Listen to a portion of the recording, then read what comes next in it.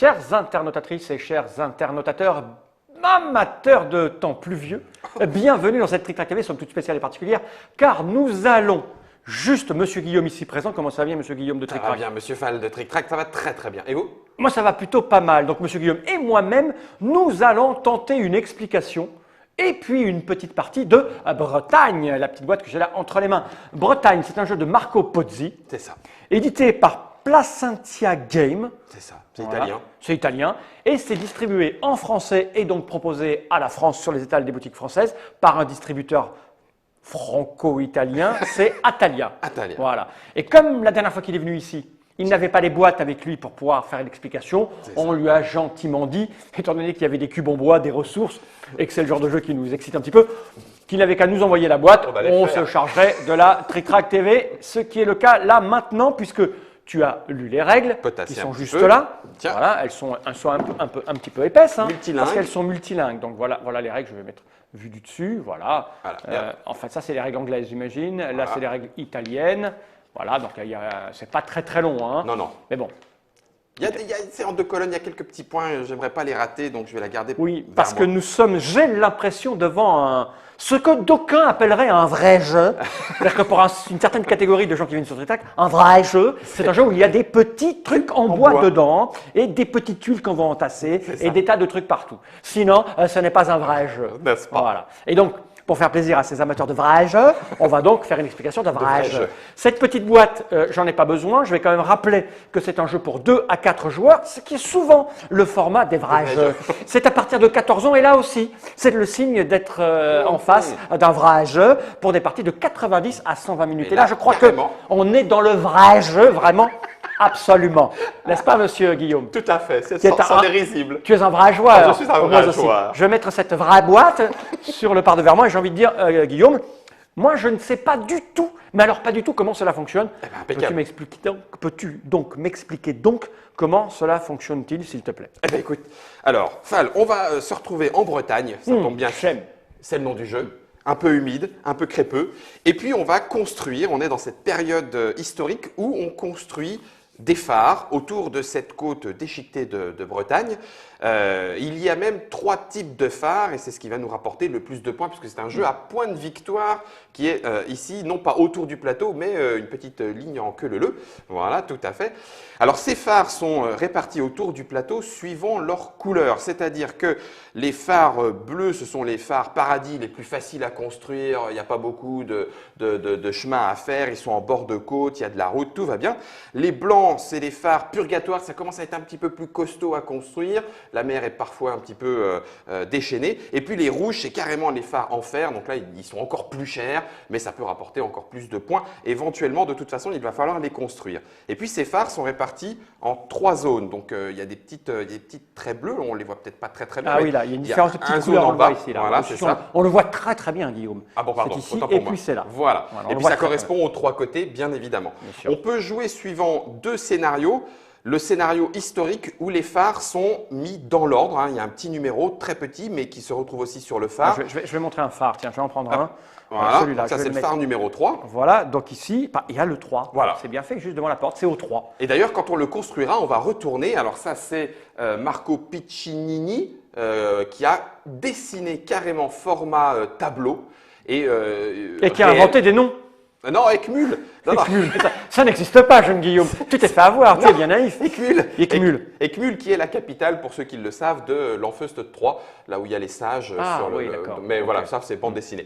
Donc tous les phares sont tous dessinés de façon Je veux réaliste. dire, si je prends celui-là, Hop, aussi pareil. aussi pareil. Il a lui aussi un nom. Ah oui, les moutons. Les moutons. Et c'est le phare des moutons et il est vraiment comme ça. Donc D'accord. on va les construire. Le scénario historique, disais-je, c'est de les mettre dans l'ordre 1, 2, 3, 4, 5, blablabla, jusqu'au bout. Le scénario où on change un petit peu et on met un petit peu d'aléatoire, eh ben, en fait, on fait correspondre les couleurs aux couleurs du plateau, mais on met n'importe quel phare à n'importe quel D'accord, endroit. c'est-à-dire que le bleu va au bleu, le blanc va au blanc, etc. Et le rouge va au rouge. Ok. Voilà. Nous, on prend ce modèle-là. On prend le modèle historique histoire Ok. de pouvoir commencer. Donc c'est un jeu où il va falloir construire ces phares avec des petits ouvriers et la matière première qu'on a dans nos entrepôts. Alors les ouvriers, ce sont les petits cubes. Ah, pourquoi j'ai du blanc? Moi, il n'y a pas de vert. Il n'y avait pas de verre. D'accord, ok. Donc ça pourrait être noir, on changera si tu veux. Hein, mais- Blanc, ça me va. Je suis blanc. La pureté, c'est moi. Voilà, on démarre avec donc 8 petits cubes et il y aura 4 ressources que l'on va gérer plus une. Alors, les 4 4 ressources. ressources plus une. Là, Voilà. j'ai 3. Là, il y a 4. Il y a pierre, brique, sable et bois, que l'on va retrouver bien évidemment sur les phares. entre Ah, guillemets. ok. Donc, Voilà. je vais prendre celui-là. Voilà. Je vais l'amener ici. Là, j'ai besoin de briques Et de bois. et de bois. Ah oui, ça, c'est le bois. Et de bois. Bois, briques. Donc, ça veut dire qu'il faudra que je fournisse ça. C'est ça. Et qu'il faudra fournir ça pour chaque étage, puisque les étages du phare, enfin les étages des phares, sont ici sur cette partie. Alors, il y en a qui coûtent 1, puis ou 2, ou 3 ressources.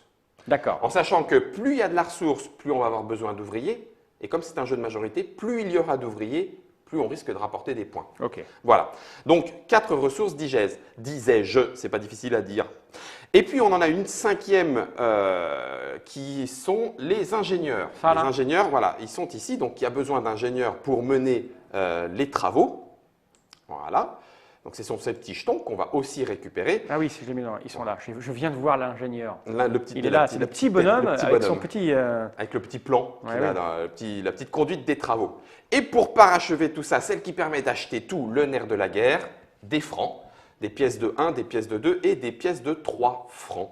Voilà, et là, on a pratiquement fait le tour. Maintenant, comment est-ce que tout ça se joue? Ah oui. Alors, il y a une première phase de mise en place parce qu'il y a des marchés, le marché de Brest, le marché de Quimper, le marché de Lorient. Ces marchés, certains sont limités. Le marché de Brest, il faut lui mettre 3 ressources de chaque, puis quelques ingénieurs, c'est marqué sur le plateau.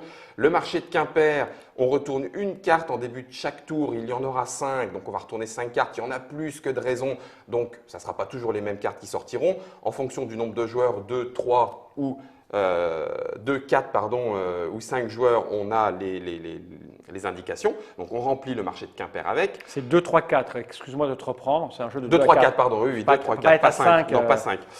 D'ailleurs, à Pontivy, il y a l'ordre du tour et ça Ok. va que jusqu'à Jusqu'à 4. Donc j'aurais dû le savoir. Oui, mais tu n'es pas un vrai joueur. Non, pas complètement. En formation, monsieur Fall, en formation.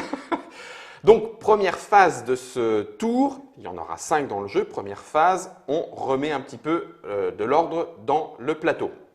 Ok. Deuxième phase, on va récupérer des barges et des ressources. Alors, les barges, ce sont les cartes qui sont ici. Dans l'ordre du tour, on va choisir une des 4 cartes barges. Ces cartes barges ont 2 indications. Premièrement, l'ordre dans lequel elles vont être jouées et deuxièmement, les ressources qu'elles donnent en même temps que les barges. Donc Ok. là, on a des ingénieurs, on peut avoir des sous, on peut avoir des réductions pour construire les phares en plus d'ingénieurs et on peut avoir les deux. Voilà. Ok. Et puis ensuite, les barges, elles indiquent un certain nombre de positions, de places et une fois qu'on aura choisi les barges, on va, dans l'ordre des barges, aller choisir à Quimper et remplir une barge. Donc, ça veut dire Ok. que celui qui est en 1, il Il aura choisit une 3. ressource et il se met 3 ressources sur sa première barge. Ok. Puis, celui qui est en 2, il en prend 2, celle qu'il veut. Ok. Une fois qu'on a fait le tour, on remplit la deuxième barge. Donc, je prends encore dans les ressources qui restent, etc. Ok. À un moment donné, on risque d'avoir des ouvriers dans les petites carrières qui sont placées sur le plateau. Donc, il y a 4 places parce qu'on peut jouer jusqu'à 4 joueurs et donc on va y mettre un ouvrier de chaque couleur. Et ça nous donne la petite ressource indiquée sur le plateau. Là, on le dit entre guillemets des cartes amélioration. Je vais aller montrer ça parce que c'est tout petit. Hein. Cartes amélioration qui sont là. Ok. Alors, au bout d'un moment, les phares vont se construire. Quand 3 phares d'un côté sont construits, le marché de l'endroit devient amélioré, c'est-à-dire qu'il fournit d'autres choses. D'accord. Et c'est ce qui est indiqué dans le petit cartouche qui est sur le côté. On sait ce que ça donne D'accord. en cas de ressources améliorées. Lui, il est différent. C'est ça. Et une fois encore, Voilà. il y en a plus que de places, il y a plus de tuiles que de places. Par exemple, Ok. les marrons, il y en a 3 places et il y a 4 tuiles. Donc, on fait des mises en place aléatoires. Les parties ne seront pas les mêmes. Donc, quand je dis on récupère des ressources, c'est qu'on récupère des ressources grâce à ces barges, Ok. grâce aux cartes des barges et grâce aux ouvriers qui sont présents dans les différents marchés, carrières de la Bretagne. Voilà. Une fois qu'on a fait cette deuxième phase, donc la première mise en place, la deuxième, on récupère des ressources, vient enfin la phase d'action. Et donc la phase d'action, là pour le coup, elle est simple. Soit je construis un bout de phare, soit j'échange, je vais y arriver, soit je passe. Donc passer, c'est au moment où on dit bon bah j'arrête, hop, je jouerai plutôt au tour Ok. d'avant, voilà, etc. Il y a encore des petits éléments, mais on va se concentrer sur l'action de construction. Premièrement, c'est l'action principale. L'action de construction, c'est acheter une des tuiles. Donc il faut les ressources qui vont avec. D'accord. Donc pour prendre cette tuile, il faut un Un jaune. sable. Voilà, C'est ça. du sable, excuse-moi. Non, non, mais il y a pas de Il y a souci. les joueurs immersifs et puis les mecs comme moi, c'est du jaune, du rouge, du C'est marron ça. et du gris. Donc là, il faut du sable, là, il faut 2 sables, c'est-à-dire que je dois donner 2 sables C'est pour ça. la récupérer. Pour récupérer Donc les la- ressources que j'ai récupérées dans la phase de récupération des ressources, je vais les craquer là pour À ce récupérer ça. moment-là. Ok, d'accord. Tout à fait. Et j'imagine que plus il en faut, mieux elles sont. Mieux elles sont parce que, comme je le disais tout à l'heure, elles permettront de placer plus d'ouvriers, on va le voir tout de suite. Quand j'achète une petite tuile phare, donc à 1, une ressource, c'est pour ça qu'il y a une fenêtre, je gagne une pièce. À 2 fenêtres, une pièce plus une carte. À 3 fenêtres, 2 pièces plus une carte. Donc je récupère quand même des choses. D'accord? Une fois que j'ai acheté ma tuile de phare, je la pose. Ça fait partie de l'action de construction et il faut pour ça des ingénieurs. Donc je prends ça, je récupère ce que j'ai récupéré et je vais la récupère poser quelque part. Et je vais la poser quelque part. Pour la poser, j'ai besoin d'ingénieurs. Et là arrive la météo. Alors, en fonction de la difficulté du phare, paradis, purgatoire, enfer, et beau temps, variable, tempête, il faut plus ou moins d'ingénieurs. Ok. Cette météo, ce sont les cartes qui sont ici. Il y en a 6, on va en écarter une en début de partie, et puis on va révéler la première, et à chaque fois celle du tour d'après. Donc là, on commencerait avec une tempête au premier tour, et un temps variable pour le tour d'après. Donc on peut préparer la météo qui va venir. Donc je reviens à ce que je disais, j'achète ma tuile, je récupère, je pose ma tuile sur le phare qui m'intéresse, je paye le nombre d'ingénieurs qui va avec, je les pose ici. Et puis éventuellement, en fonction du phare, je vais avoir à payer des ressources supplémentaires. Alors par exemple, quand je construis à l'étage, il faut du bois pour les échafaudages. Donc c'est pour ça qu'il y a du bois partout. Mais au premier étage, pas besoin de bois. Il y a la petite icône qui va avec. Et puis sur un phare qui est loin, il faut des ressources supplémentaires. Une ressource quand c'est blanc, 2 ressources supplémentaires quand c'est rouge. Donc ça va me coûter de plus en plus cher. Par contre, quel est l'intérêt? C'est que je vais mettre autant d'ouvriers que de ressources dépensées pour cette partie de phare. Donc, je reprends un exemple, je construis un phare facile, une ressource. Je le mets sur le rez-de-chaussée d'un phare facile aussi. Donc c'est-à-dire que tu le prends. Je le prends, il est je là, retourne, tu le mets comme ça. Je l'installe. Dans ce sens-là, j'imagine. Voilà, très bien. Ça m'a donc coûté une ressource ici, aucune ressource supplémentaire ici. Je vais donc y placer un ouvrier. D'accord. C'est pas beaucoup. Si j'avais pris une tuile à 3, plus un phare en fer avec 3 ressources parce que je construisais à l'étage, j'aurais mis 6 ouvriers dessus. 6. Mais on est limité là en ouvriers. Ah ben, c'est pour ça qu'il va peut-être falloir aller en réembaucher. Mais même, on n'en a pas BZF là. On n'en a pas BZF. On en a 8, 10, 14. Donc il va falloir à un moment donné finir de construire ces phares pour qu'ils puissent revenir chez moi. On les récupère quand tu as. Je me disais, oulala, que me disais-je. Au moment où je pose, et ça fait aussi partie de l'action de construction, mes ouvriers, j'ai le choix de les y laisser, ils continuent, ils peaufinent le travail, ou de les ramener directement dans mon entrepôt, et ça me fait gagner 2 points de victoire par ouvrier ainsi ramené. Mais ça laisse la porte, si c'est un jeu de majorité, j'imagine que ça laisse la porte ouverte à d'autres fumiers autour de cette table qui viendront en profiter. Parce qu'à la fin, il y aura un décompte du nombre de cubes sur les cartes. Exactement. Et c'est en fonction de ça qu'il va y avoir des points à gagner. Donc là, on vient de faire l'action de construction. L'action d'échange, elle est hyper simple, c'est je vais à Brest et j'y mets un petit cube et ça veut dire que je le fais un puis l'autre ou les deux dans un sens ou dans l'autre à Lorient, histoire d'aller dépenser mon argent pour gagner des ressources, des ingénieurs, des cartes, vendre, racheter. C'est-à-dire qu'ici, tu payes 3 et tu récupères 2 ressources de ce que tu veux. 4, exactement. Là, tu payes 3 et tu as 2 cartes, tu jettes 2 cartes et tu as 3. Voilà. Donc, tout est indiqué sur le plateau. À chaque action d'échange, je peux aller sur l'un puis l'autre, l'autre puis l'un. Je peux faire les deux, bien sûr. Mais par contre, je ne peux faire qu'une fois chacune des propositions dans les deux marchés. Voilà. Donc, ça, c'est échangé. Puis ensuite, il y a passé. Donc, passer, il y a les petits éléments, ça permet de remettre l'ordre du tour, etc. Et c'est tout. L'ordre du tour, il est déterminé comment? Action. Qui passe oui, ça sera celui qui passe, qui va se mettre ici en place pour le tour d'après. La dernière chose qui reste à faire, on va faire ça 5 fois. Enfin, 5 fois. Action, passer, 5 fois. Le tour. Et ça, on le fait 5 fois. Il reste une chose à expliquer, c'est les décomptes d'un phare. Donc, quand un phare est construit, alors on va en faire un complètement rapidement et aléatoirement. On va Oui. le mettre en… Et puis il n'est pas beau. Hein. Et puis voilà, hop, là, voilà. Ça, c'est un phare qui a été construit. Hop, on va lui mettre quelques petites ressources dessus. Voilà. Donc, l'évaluation d'un phare se fait en plusieurs temps. Donc, on a premièrement celui qui a la majorité d'ouvriers. En cas d'égalité, celui qui est le plus en bas, donc celui qui est arrivé le plus tôt, peut jouer des cartes amélioration. Et voilà enfin les cartes dont on n'avait pas encore parlé. Ce sont des cartes qui permettent d'améliorer le phare. Donc, il y a un petit ponton, une sirène, etc. Ouais. etc.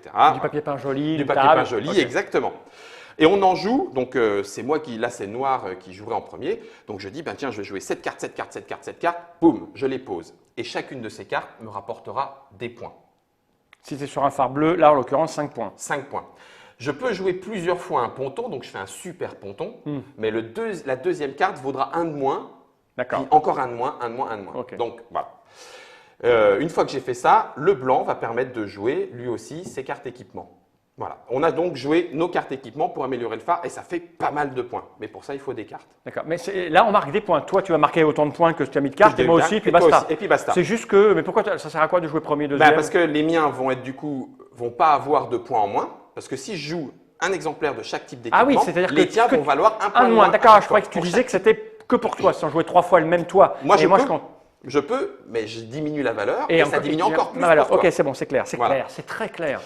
La deuxième partie, on va refaire la petite majorité pour savoir si on envoie des ouvriers sur les carrières. Donc c'est à ce moment-là que tu vas décider d'envoyer tes bonhommes. Voilà.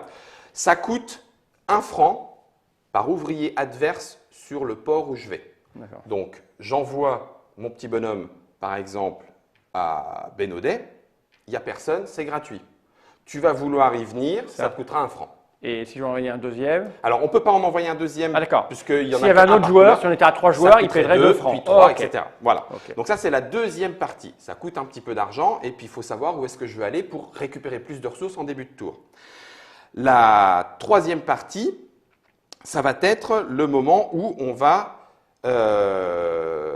récupérer. Alors, il faut que je reprenne pour savoir combien. Pendant ce temps-là, je meuble. Vas-y. Je ne voudrais pas me tromper sur les majorités. Voilà. Ok, c'est fait.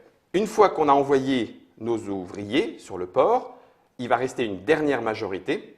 Et là, en fonction du phare paradis, purgatoire ou enfer, on va gagner 3 points, 5 points, 7 points pour cette ultime majorité d'ouvriers présents. Okay. Et on les récupère. Donc, à la fin de tout ça, on regarde qui est vraiment majoritaire et il a des points en plus. Et il a des points Parce encore en plus. Les majorités vont bouger puisqu'on va envoyer on des va petits en trucs envoyer, là-bas. etc. Okay. Ah, j'imagine qu'à 3 ou 4 joueurs, c'est pas pareil qu'à 2. Non, clairement. Et puis, il va y avoir une petite chose à vérifier. Sur ces 3 parties, s'il y a 3 phares de construits, les marchés sont améliorés. D'accord. Donc, on va certainement se concentrer à tel endroit, déjà pour récupérer ses ouvriers, marquer des points, et puis ensuite améliorer les quartiers, puis après, on va peut-être aller ailleurs. Etc., et ça, on le récupère à quel moment de la partie? Ça reste pour toute la partie, puisque ça nous donne des ressources en début de tour. D'accord. Si on a des petits bonhommes. Si on a des petits bonhommes, bien sûr. Donc, au début, on aura un. Okay. Voilà. Et puis, on fait ça 5 tours. Arrive l'ultime décompte. Donc, l'ultime décompte, c'est 4 points supplémentaires sur celui qui sera premier à la fin du tour. 1 point par tranche de 3 sous, 3 francs qui nous reste encore. Et puis, les ouvriers dans les ports. Donc, il y a 4 points pour chaque ouvrier qui est tout seul, puis 3 si on est 2, puis 2 si on est plusieurs, etc. Le jeu s'arrête soit quand on a fait les 5 tours, soit quand les 15 phares ont été construits. Et voilà! Ok, écoute, en moins de 20 minutes avec le petit blabla du début pour expliquer ce qu'était un vrai jeu, c'est plutôt pas mal. Ça semble légèrement complexe, mais c'est ce qu'on attend de ce type de jeu. Ça semble différent à 2, 3 et 4 joueurs. Je te propose. À 2 joueurs, je vais quand même le dire, à 2 et 3 joueurs, il n'y a pas de changement de règle, c'est juste que des phares seront déjà construits. D'accord, pour accélérer le… Oui, sinon c'est trop long. Forcément, ça va aller beaucoup plus vite. Voilà. Je vais inventer cette petite boîte, puis je te propose de faire juste une petite partie juste après de Bretagne, un jeu de Marco Pozzi chez Placentia Games. C'est italien, c'est disponible en France grâce à Atalia. C'est ça. C'est sorti il y a quelques temps déjà, je me Sorti il y a quelques temps, ça a fait son petit effet à sa sortie. Et puis à Essen aussi, où il a quand même été remarqué, parce que je pense qu'effectivement, c'est un jeu de bon calibre. Et là, la question piège, pour savoir si tu auras ta prime de Noël. Ça coûte combien? 35 €. Waouh, bravo, Mais en bien fait- joué. Non, non, j'ai répondu Au pif, t'en sais rien. Ok. Oh, j'ai failli te croire, vous voyez les gens chez vous. Il suffit d'avoir un peu d'aplomb, mais en général on le paye après. C'est Quand ça. on se On rend finit compte par en le face que, savoir. ouais, on finit par le savoir. Je sais pas combien ça coûte, j'imagine Je vais autour de regarder 40 juste avant €. qu'on fasse la Ouais, vidéo mais d'après. les gens ils sont pas bêtes, ils sont sur internet, ils savent que ils vont sur la fiche Trick Track et il y aura le prix. Bretagne. Merci Guillaume pour cette petite explication. plaisir, Je Fal. crois avoir compris. Ça va se mettre en place dans la petite partie que nous allons faire. Tout à fait. Ok. Sans aucun Regardons problème. ces caméras droites dans l'objectif et disons, toi et moi, ensemble, Générique.